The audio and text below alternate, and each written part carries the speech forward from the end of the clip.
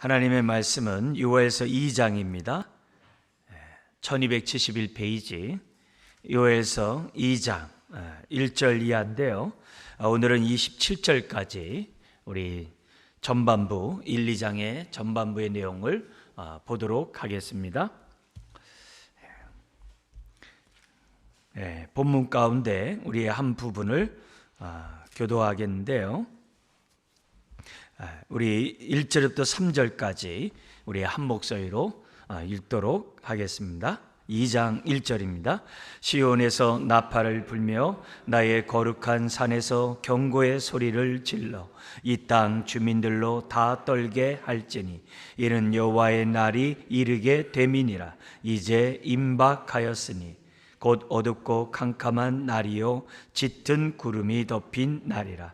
새벽빛이 산 꼭대기에 덮인 것과 같으니 이는 많고 강한 백성이 이르렀습니다. 이와 같은 것이 옛날에도 없었고 이후에도 대대에 없으리로다. 불이 그들의 앞을 사르며 불꽃이 그들의 뒤를 태우니 그들의 예전의 땅은 에덴 동산 같았으나 그들의 낮은 땅은 황폐한 들 같으니 그것을 피한 자가 없도다. 아멘. 지금 요엘서가 크게 두 부분을 나눈다 그랬습니다. 1장 1절부터 2장 27절까지. 그래서 2장 27절에 아주 중요한 그 규절이 뭐였습니까? 2장 27절에 그런즉 내가 이스라엘 가운데 있어 너희 하나님 여호와가 되고 다른 이가 없는 줄을 너희가 알 것이라. 우리만 알 것이 아니라 뿐만 아니라 내 백성이 세상 사람들로부터 영원히 수치를 당하지 아니하게 하겠다. 함께함으로 수치를 겪는 그런 백성이 되지 않도록 하나님이 은혜를 주시겠다라고 하는 그런 내용이죠. 근데 이런 축복을 받으려면 어떻게 돼야 돼요? 여호와의 날에, 그 날이 우리에게 구원의 날이 돼야지 심판의 날이 돼서는 안 된다는 거예요. 구원의 날이 되기 위한 방법은 뭡니까? 회개하는 거예요. 회개하는 거예요. 그래서 근데 우리가 그 회개가 생각만 하면 회개되냐? 그렇지 않다는 거예요. 미리 끊임없이 하나님의 임재 속에 하나님의 말씀에 따라 살고자 하는 그런 훈련이 돼야 돼요. 그런 마음밭들이 돼야 돼요. 기경이 돼야 돼요. 그랬을 때 때가 될 때 우리가 회개할 수 있는 거거든요. 울 수 있는 거거든요. 그런 의미에서 우리가 전반부의 2장 27절 나온 얘기고 28절에서부터 제일 끝에 회복에 대한 이 메시지의 핵심도 뭐와 같다 그랬습니까? 3장 17절에 똑같은 규절이 결론 부분에 나와 있죠. 3장 17절 읽어볼까요? 그런즉 너희가 나는 내 성산 시온에 사는 너희 하나님 여호와인 줄을 뭐한다고요? 알 것이라. 예루살렘이 거룩하리니 다시는 이방 사람이 그 가운데로 통행하지 못하리로다. 아멘이죠. 이 규절이 오늘날에도 성령님이 왜 우리 가운데 임재하시는가? 왜 함께 하시는가? 그걸 통해서 우리들이 언약의 축복을 누리는 것도 있지만 무엇보다도 우리가 수치를 당함으로 하나님의 이름이 정말 더럽힘을 받는 그런 인생이 되지 않도록 우리와 함께 하시는 주님을 이제 보게 됩니다. 우리 지난주에 전체 개론과 우리가 1장을 좀 봤는데 오늘 2장을 좀 보려고 합니다. 그 2장에서 우리 여러분의 강의 안에 있는 것처럼 가장 핵심 내용은 1절과 13절과 27절에 있습니다. 그래서 우리 중요한 규절을 먼저 보면 2장이 이런 내용이구나, 오늘 우리가 들어야 될 말씀이 이런 내용이구나, 이런 것들 우리들이 알 수가 있는데요. 우리 한번 1절 같이 한번 읽겠습니다.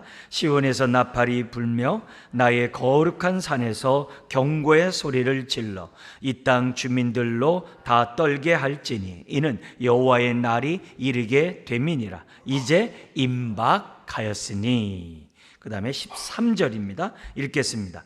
너희는 옷을 찢지 말고 마음을 찢고 너희 하나님 여호와께로 돌아올지어다. 그는 은혜로우시며 자비로우시며 노하기를 더디하시며 인애가 크시사 뜻을 돌이켜 재앙을 내리지 아니하시나니. 회개하라는 거죠.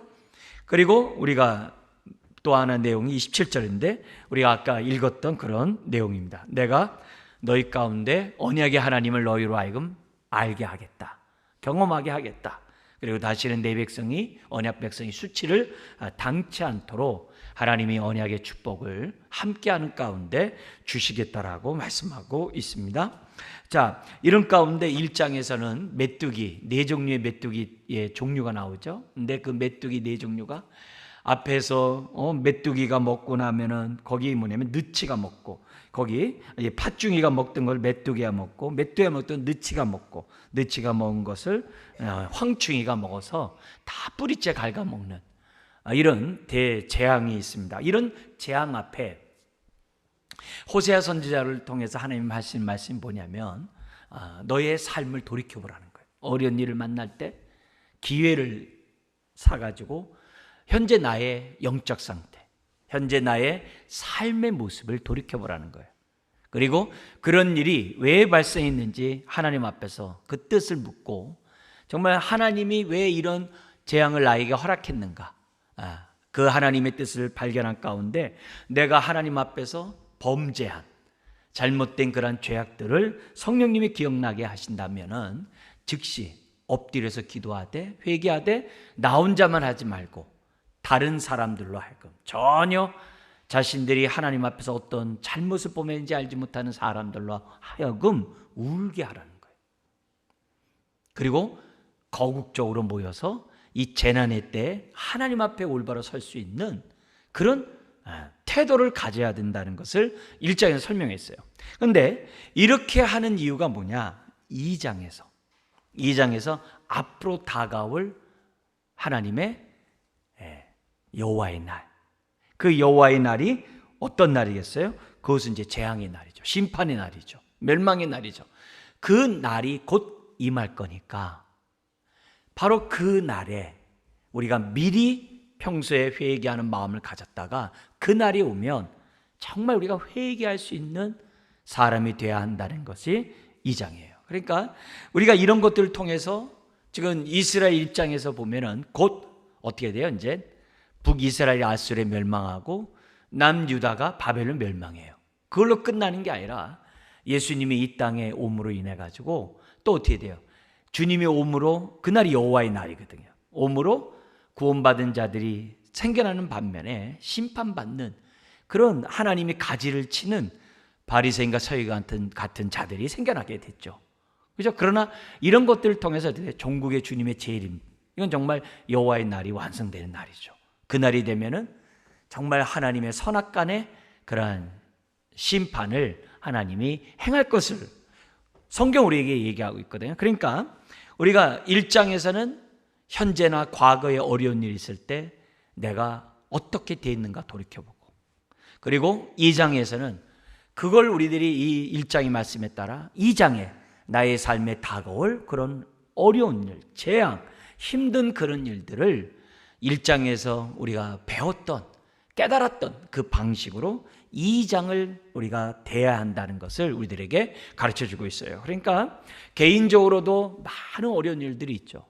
그럴 때마다 나는 오늘 요에서가 가르쳐준 방식대로 나는 대했는가, 그걸 우리들이 살펴봐야 되고, 앞으로 그런 어려운 일이 올 때, 또 현재 어려운 일이 올 때 오늘 이 방식대로 우리들이 이 문제들을 해결하는 것이 지혜로운 것을 우리가 살펴볼 수가 있습니다. 특별히 1장과 달리 2장은 다가올 하나님의 그 재앙의 날, 여호와의 날에 대해서 설명하고 있습니다. 자, 근데 다가올 이 여호와의 날은 어떤 날이냐?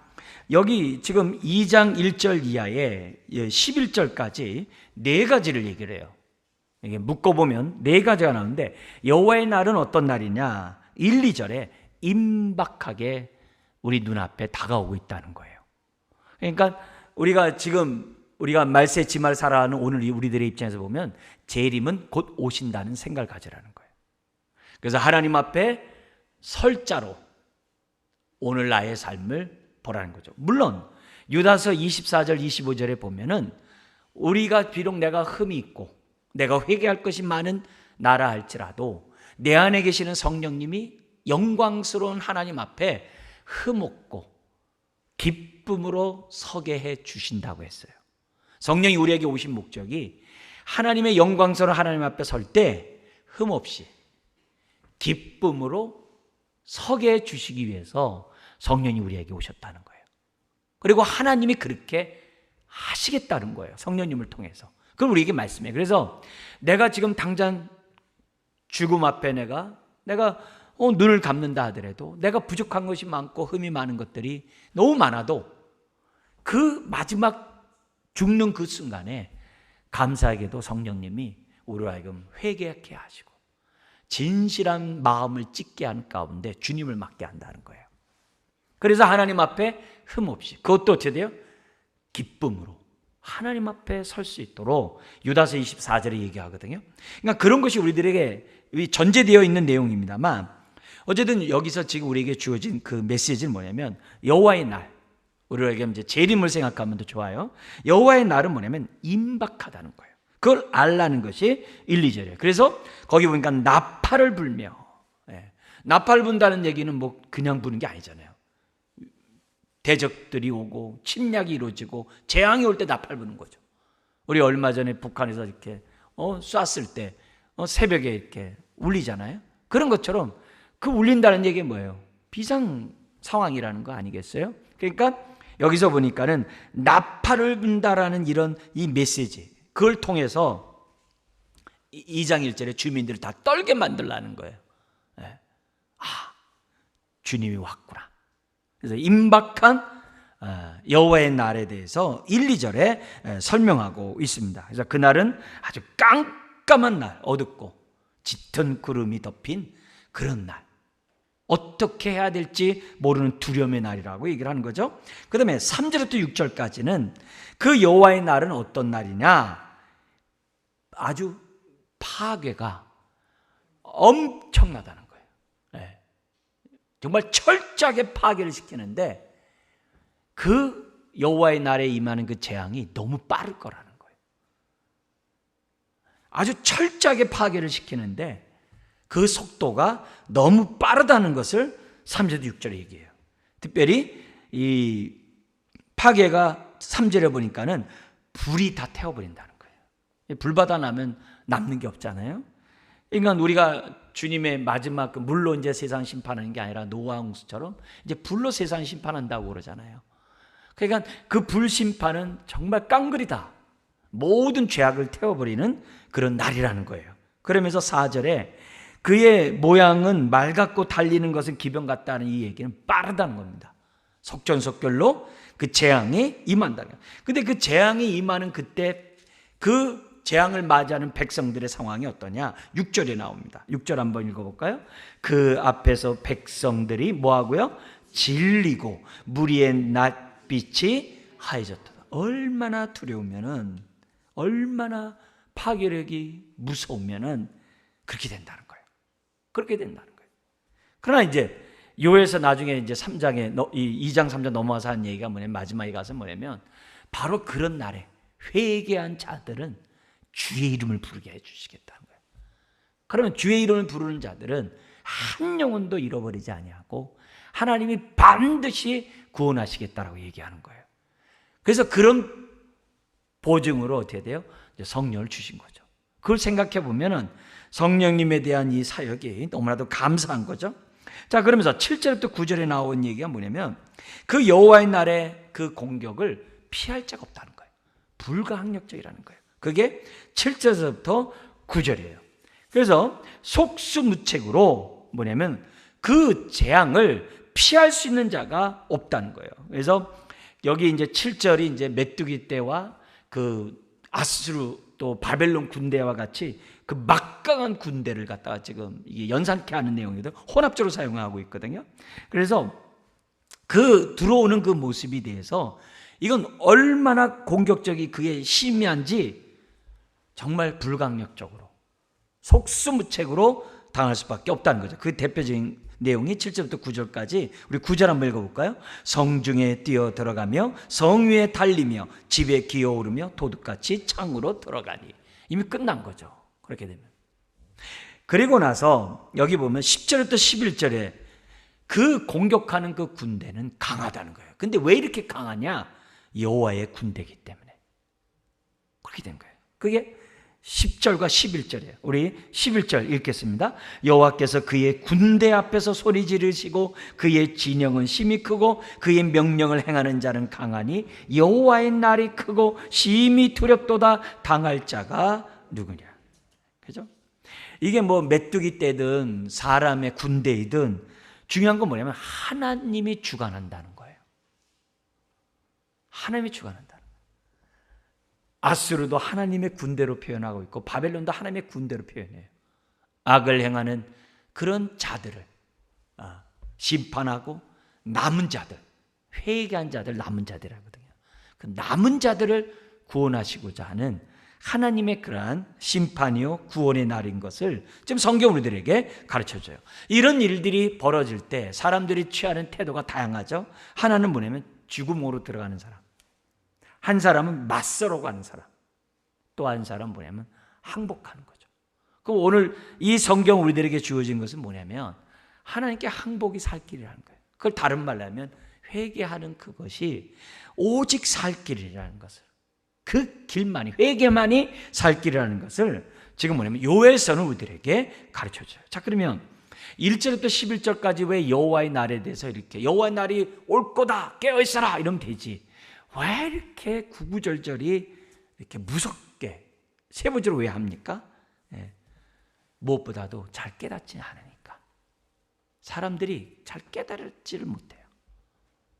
그러니까 뭐예요? 준비를 못해요. 다시 말하면 울어야 되는데, 하나님 앞에 회개하고 울어야 되는데 울지를 몰라요. 왜요? 뭐가 잘못된지 몰라, 하나님 앞에서. 그러니까 하나님이 어떻게 해야 돼요? 너 자신을 돌이켜보라고. 어디서부터 잘못됐는지 돌이켜보라고. 너의 우선순위가 제대로 되어 있는지 한번 돌이켜보라고.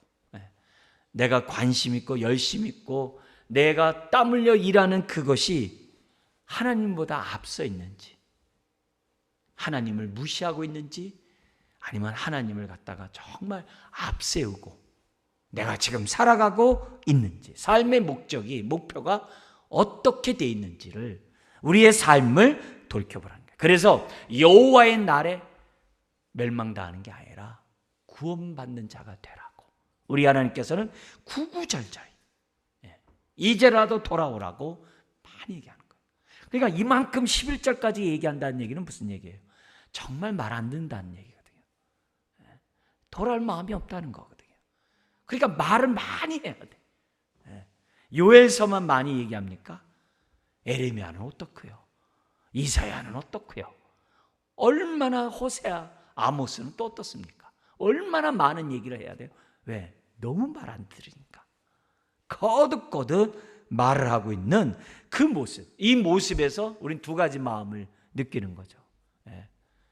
정말 한 영혼이라도 돌아오기를 간절히 바라는 그런 마음과 동시에, 그런 속에서 어떻게 돼요?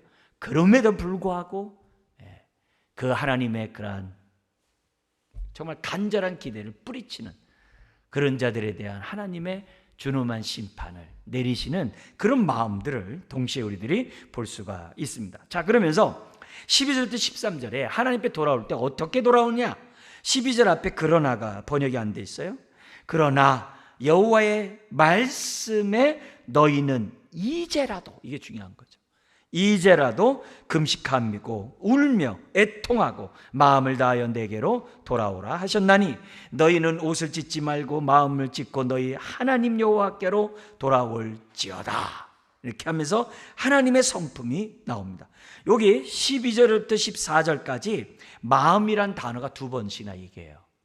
이 얘기는 뭐냐면 옷 찢지 말고 마음으로, 마음을 찢으라는, 진심으로 회개하라는, 진심으로 돌아오라는 말, 그런 말씀을 두 번씩이나 강조해요. 심지어는 뭐냐면 돌아오라는 얘기를 세 번씩이나 반복해요. 그러니까 3-4번 할 정도로 그들은 어떻게 돼요? 완악하고 하나님께 돌아오려고 하는 그런 모습이 없다는 것을 우리에게 보여줘. 그러나 우리 하나님의 말씀에서 12절에서 소망을 보죠. 뭐라고요? 이제라도 금식하고, 이제라도 금식하고. 그러니까 주님이 말씀할 때가 기회인 거죠. 오늘 우리가 이처럼 예배를 드릴 때가 기회인 거죠. 하나님 앞에 내 마음의 상태를 돌이켜볼 수 있는 기회죠.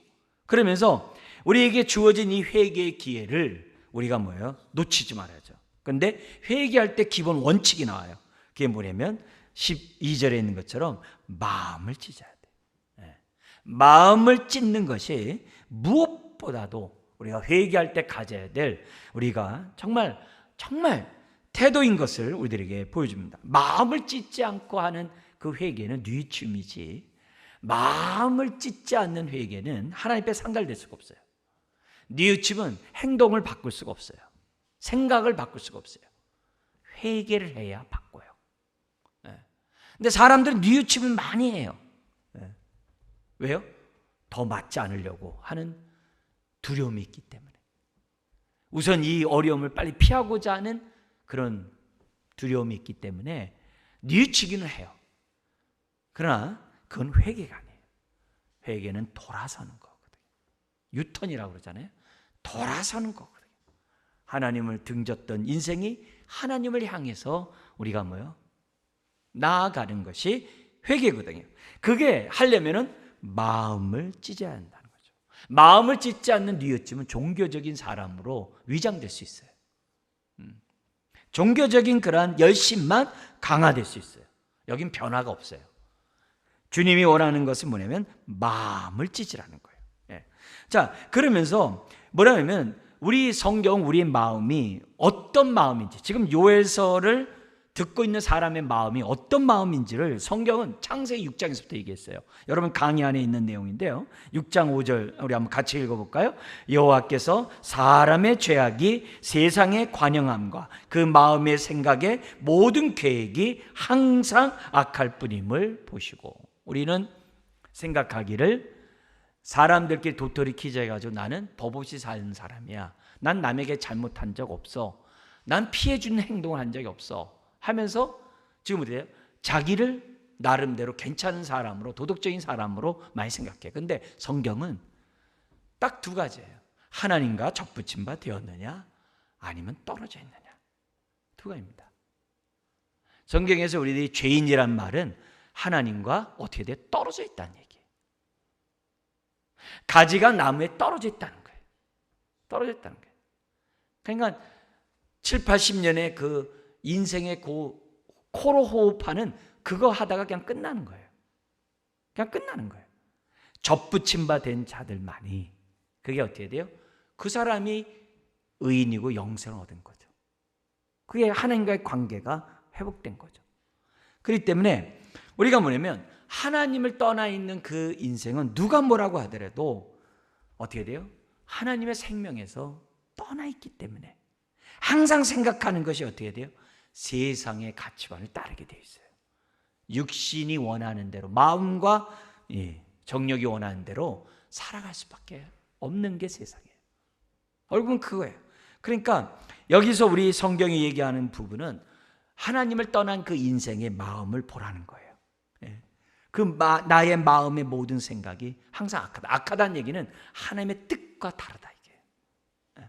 항상 자기의 유익을 위해서 살아가는 그런 모든 일련의 그런 죄악된 행동을 여기 항상 악하다는 표현을 썼어요. 그러면서 심지어는 예수님도 이런 얘기 썼어요. 마태복음 7장 20절 23절 우리 강의 안에 있는 내용 한번 읽어볼까요? 악한 생각과 곧 음란과 도둑질과 살인과 간음과 탐욕과 악독과 속임과 음탕과 질투와 비방과 교만과 우매함이니 이 모든 악한 것이 다 속에서 나와서 사람을 더럽게 하느니라. 옷은 깨끗할런지 모르지만, 몸뚱이는 깨끗한지 모르지만 마음은 보혈로 아니면 예수님의 피가 아니면 닦일 수 없는 죄악들이 가득하다는 거예요. 이게 뭐예요? 아침마다 새롭게 나오는 거예요. 틈만 있으면 이것이 바깥으로 나오는 거예요. 바로 그 마음을 요엘서는 돌이키라는 거예요. 그 마음을 회개하라는 거예요. 에레미야에서는 뭐라고 표현했었냐면 한번 읽어볼까요? 너희는 스스로 할례를 행하여 너희 마음 가죽을 베고 나 여호와께 속하라 그래요. 그렇죠? 에스겔 표현을 한번 성경 구절을 읽어볼까요? 에스겔 18장 31절 너희는 범한 모든 죄악을 버리고 어떻게 돼요? 마음과 영을 새롭게 할지니. 그죠? 우리 다윗이 고백했던 시편 51편 17절 한번 읽어볼까요? 하나님의 구하시는 제사는 상한 심령이라. 하나님이여 상하고 통회하는 마음을 주께서 멸시치 아니하시리다. 하나님은 딱 보면 아세요. 그 사람이 마음을 찢었는지 안 찢었는지 하나님은 딱 아세요. 그리고 하나님은 진심으로 원하세요. 어떻게 하길 원해요? 저와 여러분들이 마음을 찢고 하나님 앞에 나오기를 원하세요. 하나님이 싫어하시는 게 있어요. 뭐냐면 피상적으로 뉘우치군 회개, 피상적으로 뉘우치는 그것을 하나님은 싫어하세요. 하나님이 이렇게 요구하는 것은 뭐예요? 원하기 때문에. 뭘요? 우리 안에 거하시고 우리와 함께 있고 싶기 때문에 거룩한 하나님이 부정한 마음에 있을 수 없다는 거예요. 그걸 요엘서는 우리들에게 말씀하고 있어요. 근데 우리가 하나님 앞에 회개할 때 중요한 게 있어요. 뭐냐면 하나님이 보이는 가운데 회개해야 돼요. 다시요. 회개할 때 그냥 내가 내 중심이 돼서 이렇게 하는 게 아니라, 그런 건 많은 경우에 그건 있잖아요. 정말 자칫 잘못하면 그냥 자기 탄식으로 끝날 수 있어요. 항상 회개할 때는 하나님이 보여야 돼요. 하나님이 보인다는 말은 뭐냐면은 하나님의 말씀에 따라 회개를 해야 돼요. 말씀에 따라 해야 돼요. 살아 운동에 있는 그 말씀에 따라 우리들이 뭐냐면 회개를 해야 돼요. 특별히 요에서는 우리가 하나님 앞에 회개할 때 하나님의 성품을 보면서 회개를 하래요. 성품을 보면서 회개를 하래요. 어떤 성품을 보고 회개하냐? 거기 보니까 13절 하반절에 그는 어떻다고 그래요? 은혜로우시며. 은혜롭다는 얘기는 뭐냐면 값없이 복 주기를 원하시는 마음. 네? 그 다음에 또 뭐라고 그래요? 자비로우시며. 자비롭다는 얘기는 죄를 용서하기를 좋아하시는 분. 죄를 용서하는 걸 좋아하는 분이에요. 노하기를 더디하시면은 무슨 말이겠어요?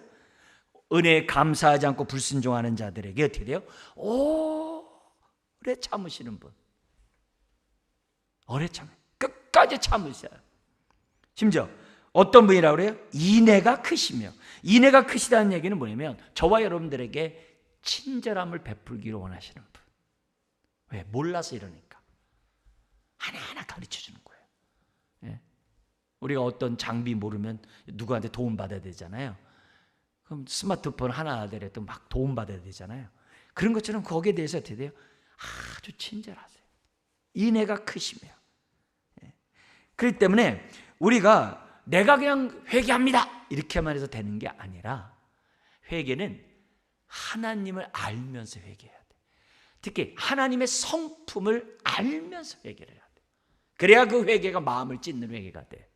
하나님 모르고 회개하면요 진짜 피상적으로 회개해요.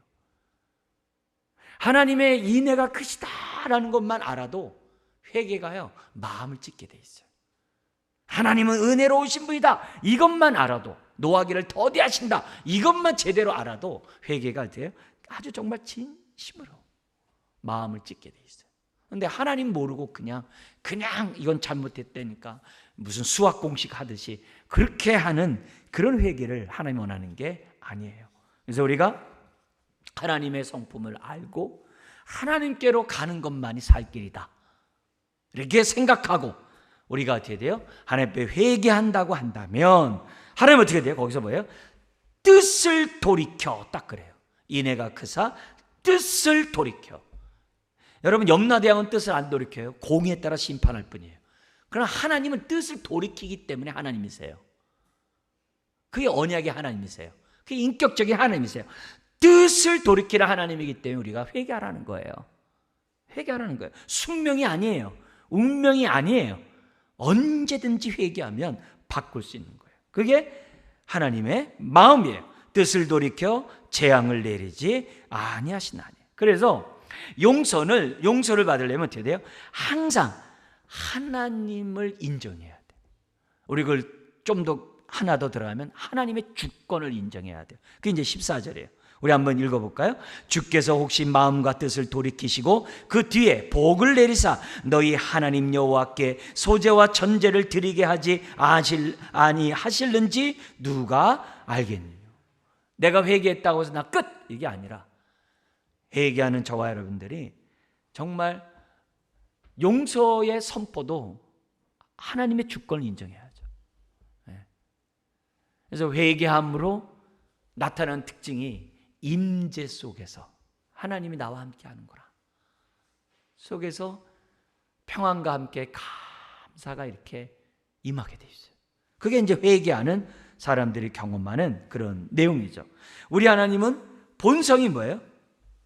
돌이키기를 원하시는 분이에요. 즉 복주기를 원하시는 분이에요.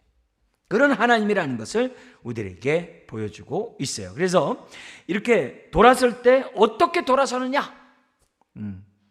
옷 찢지 말고 마음 찢대. 그러나 어떻게 돼요? 내가 회개하는 하나님의 성품을 알고 우리 하나님이 회개하는 자에게 돌이키기를 원하시는 그런 하나님인 것을 알고, 그리고 또 어떻게 돼요? 모든 주권을 하나님께 맡기고 마음과 뜻을 돌이키시는 분도 하나님이거든요. 회개했다 무조건 내가 나 됐어 이게 아니라 하나님이 어떻게 역사하는지 맡기는 그런 모습. 그래서 돌이키심을 변덕스럽다고 생각하면 그건 큰일 납니다. 회개해야 됩니다. 거기서 내가 자비로우시고 인애로우신 하나님을 내가 만나야 되는 거죠. 만나야 되는 거죠. 자, 그러면서 더 나갑니다. 더 나가서 이런 재앙들은 우리가 흔히 좁게는 IMF, 전쟁, 여러 가지 기후의 그런 변화 이런 것들 이렇게 합니다만 어쨌든 이런 일들이 딱 발생했을 때 나타나는 일은 뭐냐면 국가적으로 우리들이 회개해야 되는 거죠. 국가적으로 회개하는데 어떻게 하냐면 15절부터 17절에 나오고 있습니다. 남유다의 같은 경우는 어떻게 돼요? 나팔을 불어야죠. 15절에 너희는 시온에서 나팔을 불어 거룩한 금식일을 정하고 성회를 소집하라. 이게 유다같이 정말 이 종교 국가 같은 경우는 이런 강점이 있어요. 우리 집안이 그리스도인이 된다는 건요, 우리 집안이 하나님을 경외하는 집안이 된다는 건요, 어떤 장점과 유익이 있느냐? 회개할 때 우리 다 같이 회개하자라고 말할 수 있는 분위기가 된다는 거예요. 집안에서 그렇게 말할 수 있는 분위기가 있다는 그 사실 자체가 중요한 거예요. 그게 중요한 거예요. 그러니까 벌써 이런 메뚜기 재앙도 있었죠. 지금 어떻게 돼요? 강대국의 공격이 눈앞에 늘고 있죠. 이런 모습이 있을 때 교회 다니는 집안들, 또 교회 다니는 공동체, 더구나 남유다 같은 경우는 하나님 알잖아요.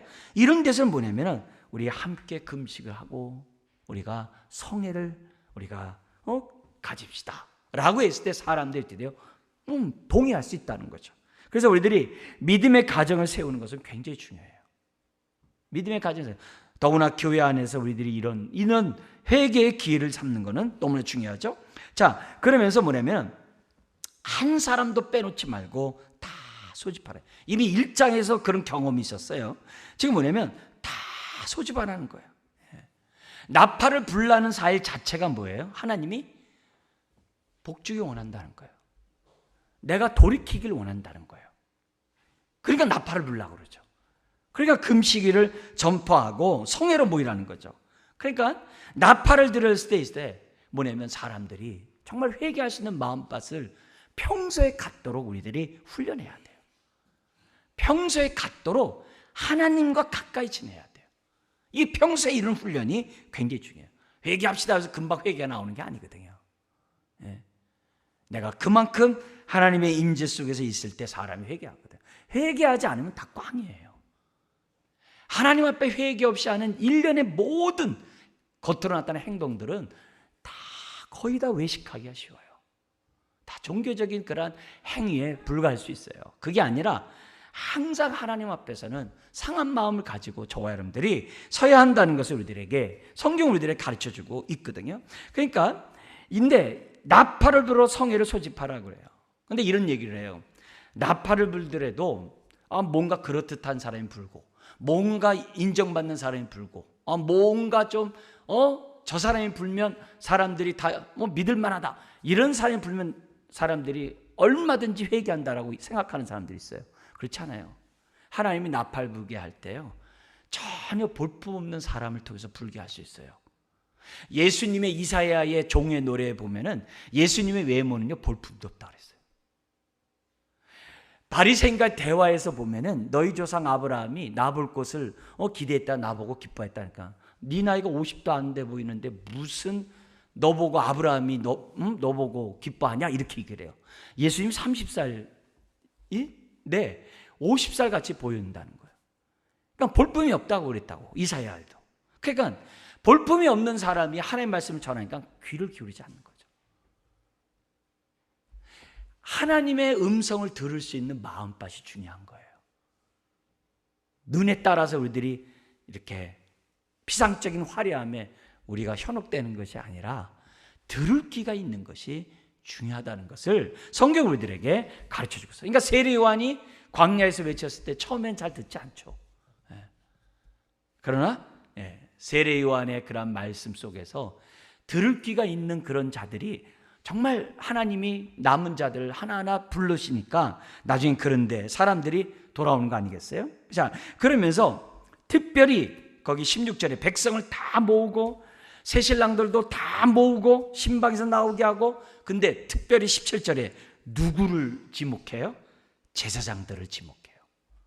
여기 왕이 없어가지고 바벨론 포로 귀환 후에 요엘서가 썼다 이렇게 얘기하는 사람도 있습니다만, 우리가 정말 이 상황이 아달랴라는 그 북이스라엘에서 시집온 그 아합의 딸이 정말 그 다윗의 자손을 갖다가 도살하고 정말 자기 스스로 왕 노릇했던 그 6년이라는 기간도 있거든요. 그 기간일 수도 있는 거죠. 왜냐하면 유대의 전통 속에서 호세아, 요엘, 아모스 같이 묶어놨기 때문에 같은 시대를 우리가 지금 보고 있거든요. 여기 보면 특별히 제사장들이 뭐라 그러면 낭실과 제단 사이에서 울래요. 여기 낭실은 뭐냐면은 지금 그러니까 성전의 동쪽 현관 그 장소를 말해요. 그러니까 거기 제단과 번제단과 그 사이에서 제사장이 거기 들어갈 수 있는 거예요. 거기 일하는 장소 아니에요? 거기서 울라는 거예요. 그러니까 결국 뭐냐면 지도자서부터 울어야 된다는 거예요. 지도자서부터. 백성들아 우리가 울자 해놓고 지도자는 울지 않는 그런 것이 아니라 지금 뭐예요?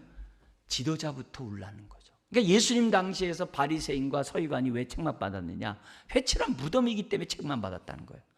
백성들로 하여금 유월절을 잘 지키라고 하고 본인은 잘 안 지키거든요.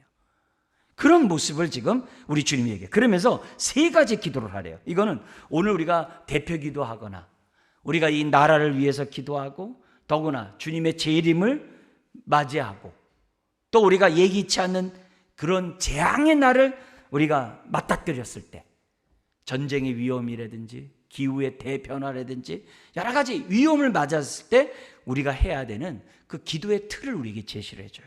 세 가지가 뭐냐면은 17절에 있습니다. 17절 한번 읽어볼까요? 여호와를 섬기는 제사장들은 낭실과 제단 사이에서 울며 이르기를 여호와여 주의 백성을 불쌍히 여기소서 주의 기업을 욕되게 하여 나라들로 그들을 관할하지 못하게 하옵소서 어찌하여 이방인으로 그들의 하나님이 어디 있느냐 말하게 하겠나이까 할지어다. 하나님이 가르쳐준 기도 제목이 세 가지예요. 첫 번째는 뭐냐면 불쌍히 여기게 해달라고. 불쌍히 여기달라고. 하나님은 긍휼이 커서 우리에게 정말 긍휼을 베풀기를 원하세요. 회개하면 뜻을 돌이키시는 그런 하나님이시거든요.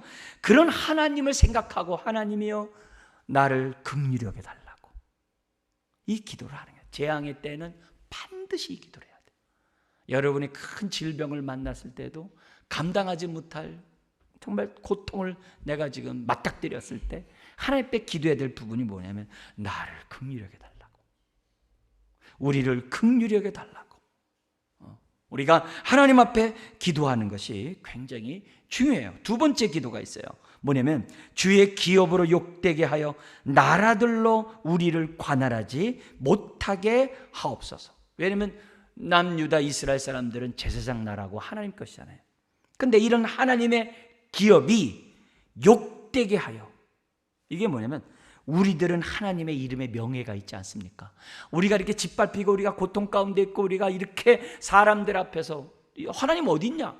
이런 소리 들으면 하나님의 이름이 뭐가 되겠습니까? 하면서 어떻게 돼요? 그 순간에서도 긍휼히 여기시는 그 하나님의 이름을, 하나님의 이름의 영광을 생각한 기도를 두 번째 하라는 거예요. 이런 기도는 굉장히 중요해요. 나와 함께 하시는 주님, 내가 이렇게 어려움 가운데 있고 내가 감당하지 못할 일이 있고 그럴 때 사람들이 나와 함께하는 하나님 못 볼 거 아닙니까? 이런 기도들을 올리라는 거예요. 나를 통해서 하나님이 계심을 보게 해달라고. 그런 기도를 지금 뭐냐면 두 번째 기도를 하라는 겁니다. 그러면서 세 번째 기도가 뭐냐면은 이방인들로 하여금 너희 하나님 어디 있냐? 라는 수치를 당치 않게 해달라고. 우리들의 삶이 벌써 수치는 뭐냐면 하나님이 함께하지 않을 때 나타나는 현상이에요. 더구나 우리는 수치 문화 속에 살아가고 있잖아요. 명예 문화에 살고 있잖아요. 저와 여러분들이 가져야 될 그 부분은 내가 어떻게 돼요? 하나님의 언약 백성인 저와 여러분들이 수치를 당하면 안 되거든요. 이건 하나님의 약속이거든요. 축복이거든요. 그래서 하나님은 저와 여러분들을 통해서만 영광 받는 게 아니라 저와 여러분들을 통해서 세상 사람들로 하여금 영광 받기 원하시거든요. 그게 세 번째 기도예요. 그래서 이런 기도를 우리가 평소에 대표 기도를 하거나 우리가 이 정말 6월 달에 국가를 위해서 기도할 때 하나님 이 나라 이 민족을 불쌍히 여겨달라고. 하나님 정말 이 나라가 천만이라는 그리스도인들이 있는데 정말 이 나라를 통해서 정말 우리가 땅끝까지 주의 복음을 전할 수 있는 나라로서 쓰임받을 수 있는 나라가 되게 해주시고 특별히 우리 믿는 사람들이 하나님은 어디 있냐라고 듣는 그런 수치스러운 그런 인생이 되지 않도록 우리의 삶을 지키시고 보호해 주시고 붙잡아 달라. 이런 기도들을 하나님 앞에 해야 한다는 거죠. 그리고 나서 18절부터 27절 하나님은 너희들이 만약 회개한다고 한다면 하나님이 돌아서겠대. 이제는 아까 바꾼다 그랬죠. 뜻을 돌이켜 한다 그랬잖아요. 재앙에서 돌이켜서 어떻게 축복하시느냐. 그 내용은 이제 결국 너희 하나님 어디 있냐? 거기에 대한 응답이에요. 그 내용이 지금 뭐냐면 여기 18절에서부터 27절까지 나오고 있어요. 이게 지금 뭐냐면 두 개가 반복적으로 나와요. 이게 교차 대꾸법이라고 그러는데 두 가지 반복해서 지금 설명하고 있는 본문이 나오고 있습니다. 여기 보면 18절 우리 같이 한번 읽겠습니다. 그때 여호와께서 자기의 땅을 극진히 사랑하시어 그의 백성을 불쌍히 여기실 것이라. 회개하면 자기 땅을 극진히 여기게 된다. 자기 기업을 극진히 여기신다. 그리고 고통당하고 있는 백성을 뭐 한다고요? 불쌍히 여기신다. 불쌍히 여기시면 응답받은 거죠. 응답받은 거죠. 끝난 거죠. 자, 여러분 강의 안에 이사야 65장 24절 한번 읽어볼까요? 그들이 부르기 전에 내가 응답하겠고 그들이 말을 마치기 전에 내가 들을 것이며. 아멘이죠. 응답하기를 정말 원하시는 여호와의 열심을 본문에서 나오고 있어요. 우리 주님은 그 무엇보다도 그 중심이 어떻게 돼요? 극진히 사랑하세요. 옛날 성경은 뭐냐면 중심이 우리를 향해서 어떻게 돼요? 뜨겁다 그랬어요. 우리 하나님이 여기 질투하신다 이런 표현도 쓰고 있는데요. 질투한다는 얘기는 독점한다 이 말이에요. 독점하기 원한다 이 말이에요. 하나님의 질투가 무슨 우리 같은 질투가 아니라 하나님이 우리에게 그만큼 사랑하신다는 이 표현을 질투라는 표현으로 쓰고 있어요. 자, 이런 가운데 회복이 나오는데요. 첫 번째, 세 가지 회복의 약속을 줍니다. 첫 번째 내용이 뭐냐면 19절과 26절, 27절에 동일한 내용이 나옵니다. 우리 19절만 한번 읽어볼까요? 여호와께서 그들에게 응답하여 이르시기를 내가 너희에게 곡식과 새 포도주와 기름을 주리니 너희가 이로 말미암아 흡족하리라. 내가 다시는 너희가 나라들 가운데에서 욕을 당하지 않게 할 것이다. 회개하고 돌이킨 자에게 뭐냐? 회복의 축복을. 여기서는 그 당시 농경 이렇게 다 목축업하는 시대니까 어떻게 돼요? 풍성한 축복을 통해 주시겠다는 거예요. 그리고 나서 어떻게 돼요? 욕을 당하지 않게 하겠다. 이 똑같은 얘기가 26절 27절에 두 번씩 반복하는 단어가 뭐예요? 수치를 당하지 않게 하겠다. 그게 하나님의 첫 번째 응답 속에 나오는 그런 내용이에요. 즉 만족하게 할 뿐만이 아니라 너희들로 하여금 풍성하게 하는 그런 삶을 통해서 세상 사람들이 와, 우리들에게 수치를 당치 않는 축복을 부어주겠다라고 첫 번째 약속을 합니다. 두 번째 약속이 나와요. 뭐냐면은 20절과 25절에 같은 내용인데요, 우리 20절 한번 읽겠습니다. 내가 북쪽 군대를 너희에게서 멀리 떠나게 하며 메마르고 적막한 땅으로 쫓아내리니 그 앞에 부대는 동해로 그 뒤에 부대는 서해로 들어갈 것이라. 상한 냄새가 일어나고 악취가 오르리니 이는 큰 일을 행하였음이니라 하시리라. 요 얘기랑 25절이랑 똑같아요. 뭐냐면은 우리가 어떻게 돼요? 전에 군대 메뚜기, 느치, 황충과 팥중이 먹은 횟수대로 다 갚아주겠대. 그래서 가장 먼저 우리 직접적인 피해를 줬던 북평 군대, 그 큰 군대를 물리쳐 주겠대요. 재앙이 떠나게 해주겠대요. 나에게 고통을 줬던 아픔들을 없애주겠대요. 그게 두 번째 축복이에요. 세 번째 축복이 21절에 24절이에요. 첫 번째, 두 번째 축복을 다시 반복해요. 하면서 강조해요. 너희 하나님 없다고 놀리는 자들에게 대해서 내가 너희 재앙을 없애주고 너희들에게 큰 축복을 주므로 뭐 하겠다고 그래요? 내가 너희와 함께함을 너희가 알고 세상 사람들이 보게 해주겠다라고 21절 24절에 설명하고 있습니다. 우리 한번 같이 한번 읽겠습니다. 21절 24절입니다. 땅이여 두려워하지 말고 기뻐하며 즐거워할지어다.